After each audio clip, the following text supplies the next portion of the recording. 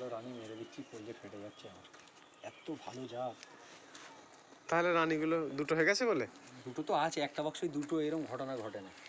তো সেটাও ঘটেছে, দুটো রানী আছে, একটাকে মেরে ফেলছিল আর এখন মেরে ফেলবে একটাকে। বাহ, হাত দিচ্ছেন মৌমাছিতে। এইগুলো তো আমাদের রোজের কাজ। মৌ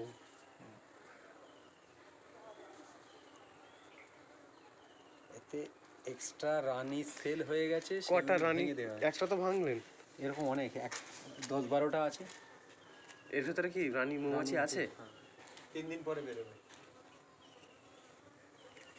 মানে বাচ্চা থেকে হচ্ছে আর কি।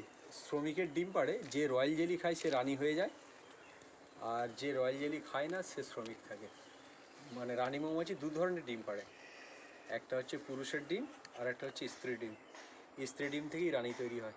রানী তৈরি 3 দিনের মধ্যে রয়্যাল জেলি খাওয়া হয়। একটা জায়গাতে রানী মৌমাছি একটাই থাকে তো? একটাই থাকে, কিন্তু আমার এই বাক্স ব্যতিক্রম দুটোর পরে এগুলো ডিম, ম্যাচুয়ার ডিম। এই ডিমগুলো না ভাঙলে এ থেকে রানী বেরোবে, ঝাঁক ছেড়ে একটা করে পালাবে, পুরো সিজনটাই নষ্ট হয়ে যাবে। কিন্তু এই যে ধোঁয়া দেওয়া হচ্ছে, আমাদেরকে কামড়াচ্ছে না কেন? এর বডি ল্যাঙ্গুয়েজটা আমি জানি, এখন কামড়াবে না, আবার একটু পরে দিয়ে দিতে পারি।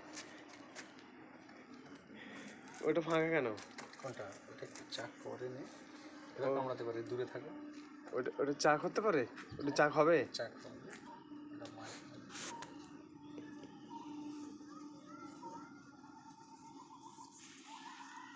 এত কি রানী আছে নাকি?